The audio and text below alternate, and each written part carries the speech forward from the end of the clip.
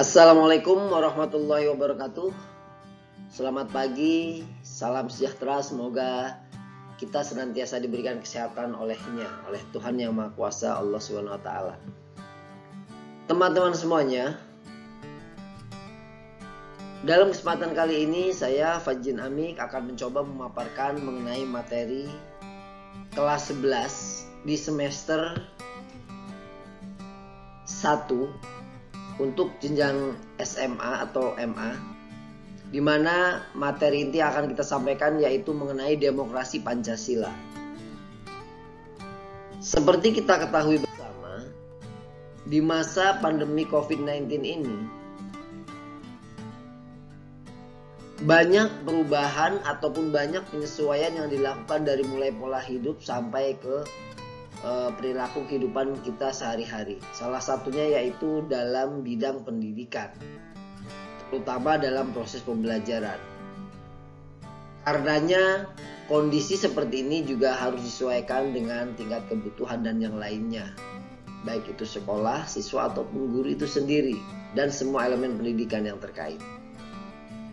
Karenanya kurikulum di masa pandemik ini menyesuaikan, dan Kepala Badan Penelitian dan Pengembangan dan Perbukuan Kementerian Pendidikan dan Kebudayaan telah merilis keputusan Kepala Balitbang dan Perbukuan nomor 18/H/KR/2020 tentang kompetensi inti dan kompetensi dasar pelajaran pada kurikulum 2013 pada PAUD, pendidikan dasar dan pendidikan menengah berbentuk sekolah menengah atas untuk kondisi khusus. Lebih konsentrasi dalam kesempatan ini akan dipaparkan mengenai kompetensi dasar tentang berperilaku santun dalam berdemokrasi Pancasila sesuai Undang-Undang Dasar Negara Republik Indonesia 1945. Seperti kita ketahui, ini merupakan kompetensi dasar yang merupakan penyesuaian di keadaan darurat ataupun keadaan khusus atau kondisi khusus ini. Ini sudah disesuaikan materinya. Dalam hal ini yaitu tentang demokrasi Pancasila. Seperti yang ada di tayangan ini yaitu poin 2.2. Seperti yang ada di sini, 2.2.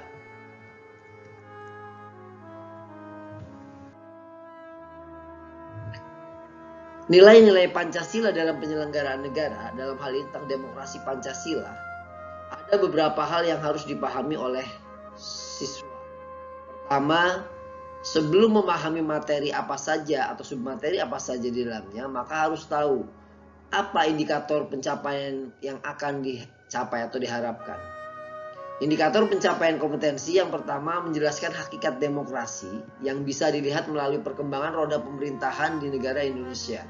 Yang kedua, siswa mencoba menemukan praktisi-praktisi demokrasi yang ada di sekitar kehidupan mereka atau kehidupan masyarakat.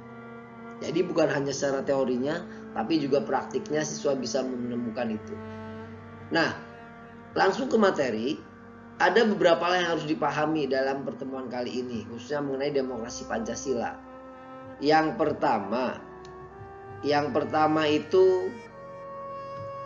ada tentang konsep demokrasi.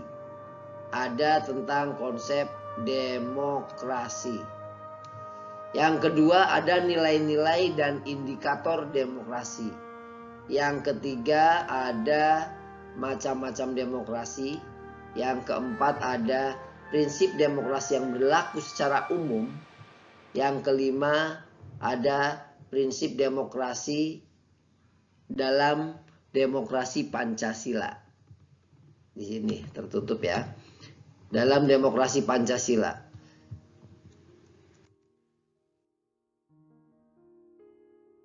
Nah, coba kalian perhatikan gambar yang ada di PowerPoint ini.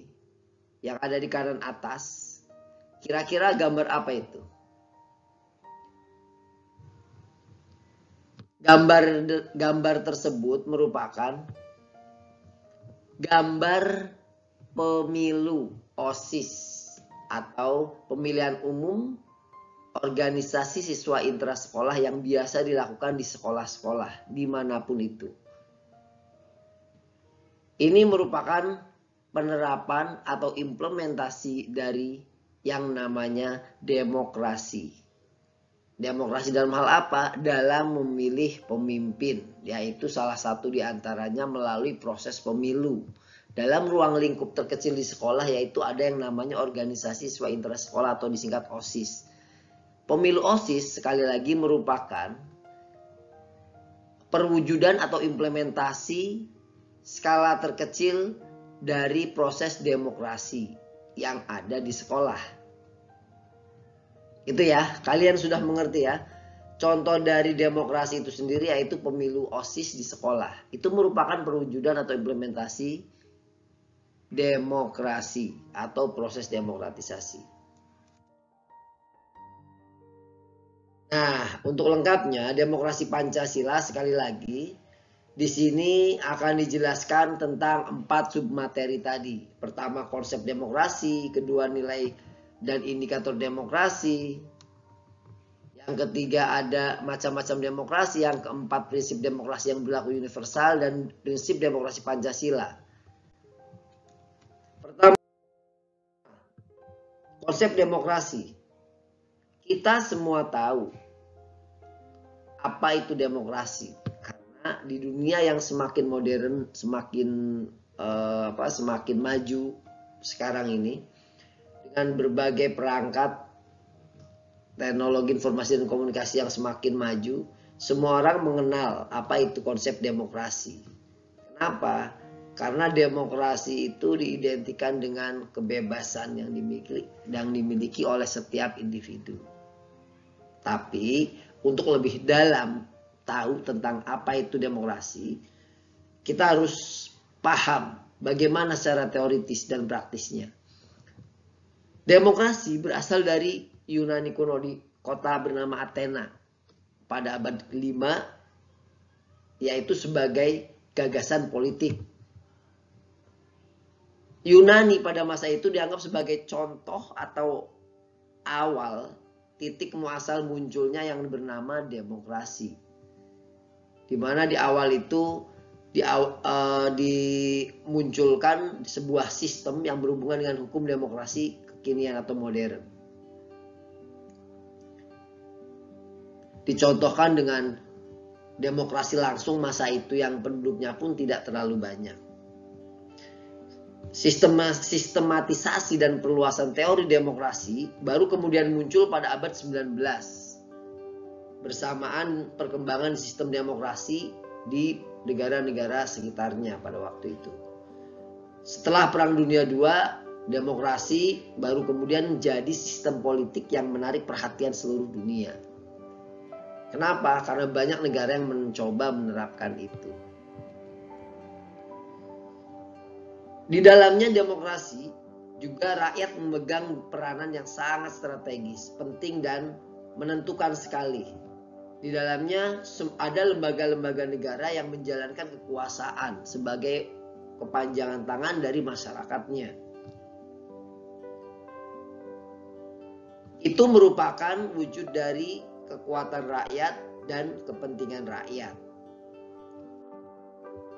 Demokrasi sekali lagi secara teori itu berasal dari kata demokrasi ataupun demokrati. Ya. Demos itu artinya rakyat, sementara kratos artinya adalah kekuasaan. Karenanya demokrasi lebih dikenal sebagai kedaulatan rakyat karena rakyat berdaulat. Rakyat yang berkuasa di dalamnya. Dan rakyat berhak mengatur kehidupannya sendiri melalui kepanjangan tangan tadi ataupun wakil yang dimajukan oleh rakyat itu sendiri. Nah, secara terminologi, demokrasi itu merupakan bentuk pemerintahan yang kalau menurut Abraham Lincoln itu disebut sebagai government from the people, by the people and for the people. Dari, oleh, dan untuk rakyat. Pemerintahan yang berasal dari, oleh, dan untuk rakyat. Makanya Dikenal juga dengan istilah Vox Populi Vox Dei. Artinya suara rakyat, suara Tuhan. Itu seperti itu jadi. Yang kedua, nilai dan indikator demokrasi. Henry B. Mayo dalam buku Miriam Budiarjo halaman 118-19 mengemukakan 8 nilai demokrasi. Ada 8 nilai demokrasi di sana. Apa saja? Yang pertama itu penyelesaian pertikaian secara damai dan sukarela. Ketika muncul masalah dalam negara yang menerapkan konsep demokrasi, maka di dalamnya ada penyelesaian masalah dengan damai dan sukarela. Artinya damai di sana secara kekeluargaan, kemudian dan atas dasar sukarela satu sama lainnya diselesaikan secara baik-baik. Yang kedua, nilai demokrasi itu menjamin terjadinya perubahan secara damai dalam masyarakat yang selalu berubah. Sekalipun masyarakatnya itu yang beraneka ragam, ada jaminan terhadap perubahan secara damai. Yang ketiga, pergantian penguasa dengan teratur. Nah, di sini yang tadi gambar dicontohkan pemilu tadi. Skala kecilnya di sekolah itu ada yang namanya OSIS. OSIS itu merupakan pemilu OSIS. Pemilu OSIS itu atau pemilihan umum OSIS, ketua OSIS itu merupakan skala kecil penerapan demokrasi di sekolah. Memilih ketua OSIS dilakukan dengan cara kebebasan individu yang diwujudkan dengan memilih masing-masing tadi, sesuai keinginan dan harapannya masing-masing dari warga sekolah. Kalau ruang lingkup yang lebih besar itu ada pemilihan bupati, pemilihan wali kota, pemilihan gubernur, dan pemilihan presiden ataupun anggota dewan perwakilan rakyat misalkan. Itu skala besarnya. Yang keempat, nilai demokrasi itu adalah penggunaan paksaan sesedikit mungkin. Jadi karena banyak unsur kedamaian tadi, maka unsur paksaan itu sangat sedikit biasanya. Karena lebih banyak kebebasan di dalamnya. Yang kelima itu ada menegakkan keadilan. Jelas, di dalamnya demokrasi itu ada hak asasi manusia yang dikedepankan. Artinya, hak asasi manusia yang dikedepankan berarti dinomorsatukanlah yang namanya keadilan. Keadilan itu harus ditegakkan dalam negara demokrasi. Karena ada kebebasan masing-masing tadi yang dibatasi oleh kebebasan orang lain pula. Yang selanjutnya, yang ketujuh itu ada memajukan ilmu pengetahuan. Nah, dalam negara demokrasi kita bebas berkarya, bebas menciptakan sesuatu dan yang lain-lainnya. Memajukan ilmu pengetahuan itu dikedepankan dalam negara demokrasi karena setiap masyarakatnya diberi keleluasaan untuk berkarya dan yang lainnya, tidak dibatasi atau tidak terlalu dibatasi secara rigid oleh negara. Yang kedelapan ada pengakuan dan penghormatan terhadap kebebasan. Seperti yang tadi saya sampaikan, pengakuan dan penghormatan terhadap kebebasan ini sangat tinggi dalam negara demokrasi karena mengedepankan kebebasan yang dimiliki oleh setiap orang. Tentunya kebebasan yang dibatasi dengan kebebasan orang lain. Artinya kebebasan yang dibatasi. Tidak sebebas-bebasnya seperti di liberal atau di negara yang berpahamkan liberal. Selanjutnya, Robert Dahl dalam buku Hussaini dengan kriteria demokrasi yang dikemukakannya itu ada beberapa. Di antaranya yaitu adanya pengawasan atas kebijakan pemerintah oleh wakil rakyat. Pengawasan dan kebijakan pemerintah oleh wakil rakyat ini artinya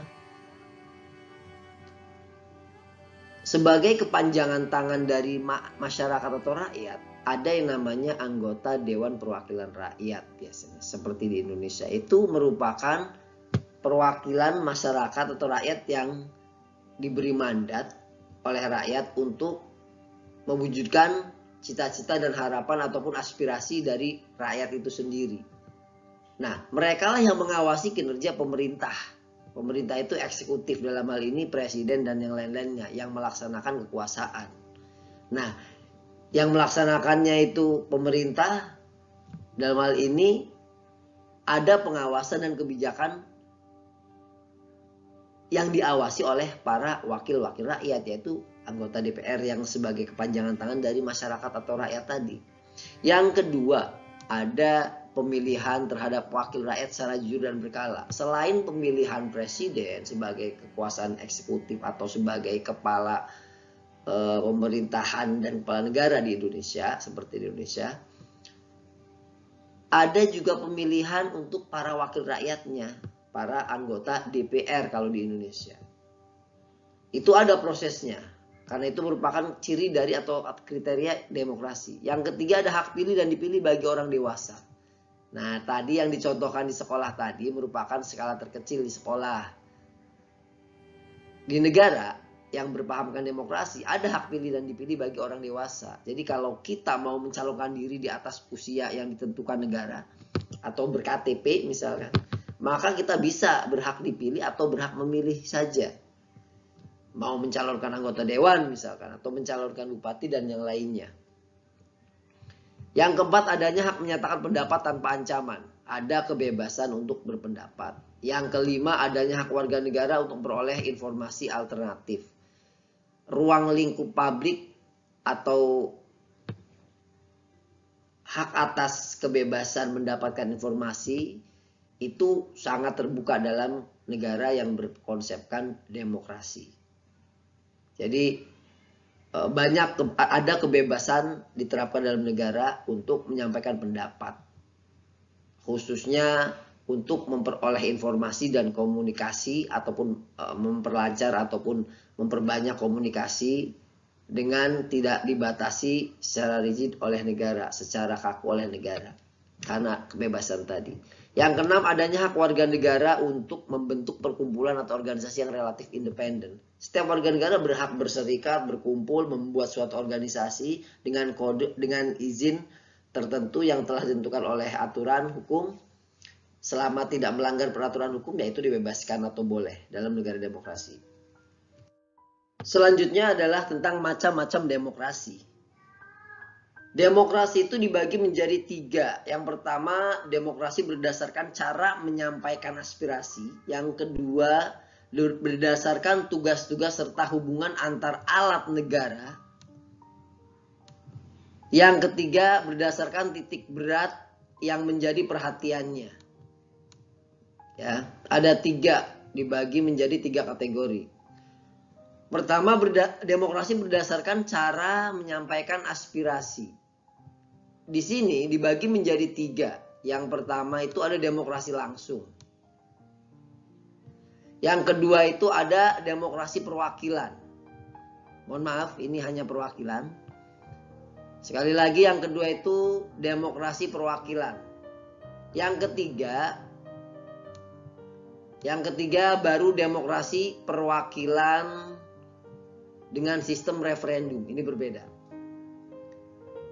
Demokrasi langsung di sini artinya bagaimana memilih pemimpin, baik itu bupati, atau gubernur, atau presiden, atau anggota dewan sekalipun misalkan, langsung memilihnya. Itu namanya demokrasi langsung. Sementara kalau demokrasi perwakilan itu masyarakat memberikan wewenang atau hak atau mandat terhadap orang atau lembaga tertentu untuk mewakili suara mereka. Contohnya ketika rakyat memilih anggota dewan, kemudian orang tersebut dipercaya untuk dianggap sebagai wakil dari masyarakat atau rakyat, maka itu merupakan contoh dari bagaimana adanya perwakilan dalam demokrasi. Yang ketiga, demokrasi perwakilan dengan sistem referendum. Nah, perwakilan dengan sistem referendum ini berbeda dengan demokrasi perwakilan seperti sebelumnya. Di mana dalam hal ini ada Demokrasi perwakilan dengan sistem referendum ini berbeda dengan demokrasi perwakilan sebelumnya.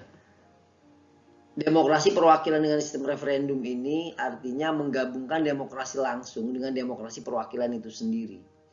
Ini biasanya diterapkan di negara ini, yang sudah diterapkan itu ada di negara bagian Swiss bernama Kanton. Di sana diterapkan bagaimana dengan sistem referendum, bagaimana demokrasi perwakilan itu dengan sistem referendum. Apa sih referendum? Referendum itu meminta pendapat dalam kegiatan bernama pemungutan suara secara langsung. Ya. Jadi sekali lagi itu menggabungkan bagaimana demokrasi langsung dengan demokrasi perwakilan. Makanya disebut demokrasi perwakilan dengan sistem referendum. Tadi contohnya di negara bagian Swiss yang bernama Canton. Selanjutnya, demokrasi berdasarkan tugas-tugas serta hubungan antara alat perlengkapan negara. Di sini dibagi 3. Yang pertama, demokrasi dengan sistem parlementer. Kedua, demokrasi dengan sistem pemisahan kekuasaan. Ketiga, demokrasi dengan sistem referendum.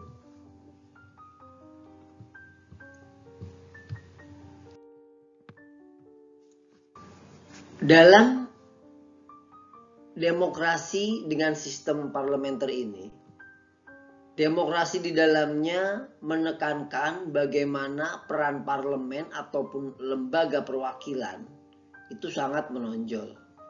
Sementara dalam demokrasi dengan sistem pemisahan kekuasaan atau yang kedua ini, di dalamnya itu terdapat 3 lembaga kekuasaan, 3 bidang lembaga kekuasaan, yaitu eksekutif, legislatif, dan yudikatif yang berperan. Pemerintah,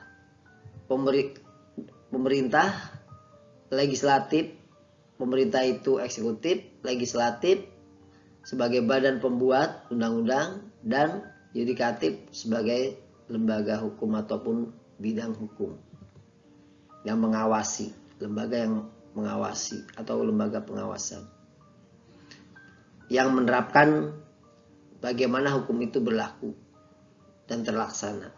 Kemudian di demokrasi berdasarkan titik berat yang menjadi perhatiannya itu ada demokrasi formal, demokrasi material yang kedua, demokrasi formal, demokrasi material, dan demokrasi yang diterapkan di negara-negara sekali lagi demokrasi material. Demokrasi material itu diterapkan di negara-negara komunis, mengedepankan bagaimana unsur ekonomi atau bidang ekonomi itu supaya terjadi pemerataan. Demokrasi material, ya. Selanjutnya ada demokrasi gabungan atau demokrasi yang diterapkan di negara-negara non-blok. Artinya gabungan di sini maksudnya menggabungkan demokrasi formal dengan demokrasi material. Dengan demokrasi material atau negara komunis tadi yang menerapkan. Artinya di sini membuang keburukan-keburukan yang ada pada demokrasi formal dan demokrasi material dan mengambil kebaikannya. Itulah demokrasi gabungan yang diterapkan oleh negara-negara yang umumnya termasuk dalam non-blok, termasuk Indonesia. Karena non-blok, termasuk non-blok barat atau blok timur pada masanya. Selanjutnya prinsip-prinsip demokrasi yang berlaku secara universal atau prinsip demokrasi umum. Pertama, kedaulatan rakyat. Yang kedua, ada menjamin perlindungan HAM. Yang ketiga, ada kebebasan pers. Kita bisa lihat sekarang bagaimana bebasnya media. Akan tetapi selain bebas media dalam bermedia, dalam berpendapat dan yang lainnya, tetap ada batasan. Yaitu contohnya dengan adanya undang-undang ITE misalkan. Itu membatasi bagaimana kebebasan yang dimiliki oleh setiap individu. Yang kelima ada penegakan keadilan. Kemudian ada yang keenam ada pembagian kekuasaan negara dan mekanisme check and balances, ya. Artinya supaya terjadi keseimbangan, saling cross check dan saling menyeimbangkan satu sama lainnya. Ada kontrol misal eksekutif, legislatif, dan yudikatif. Ketiga-tiganya sama-sama ada mekanisme check and balance. Ketujuh, pemerintah yang terbuka dan bertanggung jawab. Ya, harus transparan. Laporan keuangan dan yang lain-lainnya contohnya sekarang sudah harus transparan karena memang diwajibkan atau diharuskan.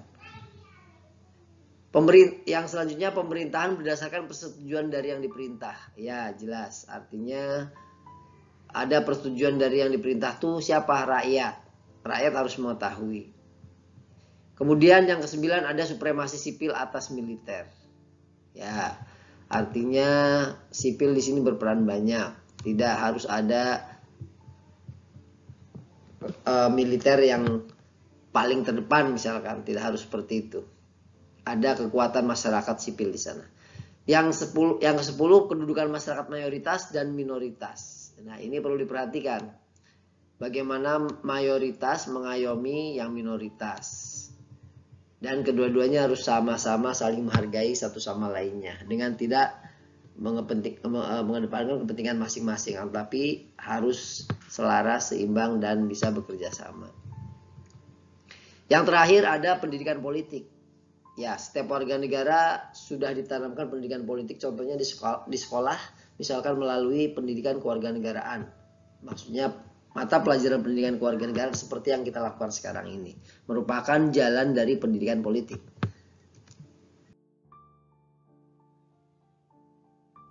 Nah, ini ada prinsip-prinsip demokrasi Pancasila sebagai materi terakhir di sini. Ada prinsip-prinsip demokrasi Pancasila. Yang pertama, demokrasi itu berdasarkan ketuhanan yang Maha Esa, jelas sesuai dengan Pancasila. Sila 1 itu tentang Tuhan, ketuhanan. Bagaimana hubungan antar manusia dan hubungan antar manusia dengan Tuhannya itu dibedakan. Yang utama itu adalah bagaimana mengedepankan ketuhanan tadi. Ya, demokrasi berdasarkan ketuhanan yang Maha Esa, harus selaras dengan ajaran Tuhan ataupun agama. Yang kedua, demokrasi yang mengutamakan kedaulatan rakyat. Demokrasi yang mengutamakan kedaulatan rakyat di sini artinya demokrasi yang memenuhi unsur rasa keadilan. Bagaimana hubungan antara manusia yang satu dengan manusia yang lainnya itu harus selaras, serasi, dan seimbang. Yang ketiga, demokrasi konstitusional. Demokrasi konstitusional itu artinya demokrasi yang didasarkan pada aturan hukum tertentu. Di Indonesia, konstitusi kita yaitu Undang-Undang Dasar 1945. Itu konstitusi tertulis kita. Keempat, demokrasi yang menerapkan konsep negara hukum. Konsep negara hukum. Jelas demokrasi di dalamnya menerapkan konsep negara hukum. Artinya mengedepankan unsur keadilan. Yang salah ya salah, yang benar ya benar. Hukum sebagai panglima. Yang kelima, menetapkan adanya pembagian kekuasaan negara. Jelas siapa yang membuat aturan, siapa yang melaksanakan aturan, dan siapa yang mengawasi aturan itu, yang mengawasi pelaksanaan aturan itu sendiri.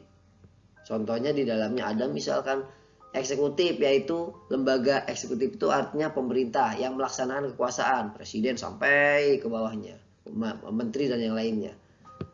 Kemudian ada pembuat aturan, pembuat undang-undang yaitu DPR misalkan sebagai legislatif. Kemudian ada lembaga hukumnya yaitu yang mengawasi atau yang melaksanakan bidang hukum misalkan yudikatif.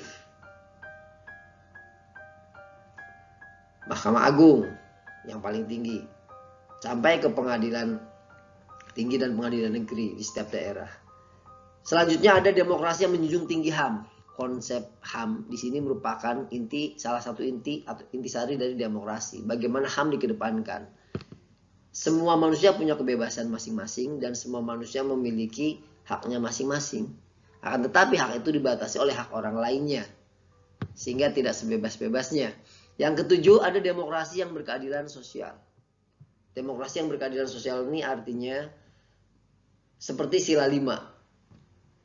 Keadilan sosial, keadilan sosial. Keadilan sosial itu maksudnya merangkul semua individu yang ada dalam negara itu sendiri. Keadilan sosial bagi seluruh rakyat Indonesia. Mengayomi seluruh masyarakat. Ya, itu saja dari saya. Semoga bermanfaat. Mohon jangan lupa like dan subscribe untuk mendapatkan materi-materi selanjutnya dari saya. Kurang lebihnya mohon maaf. Assalamualaikum warahmatullahi wabarakatuh.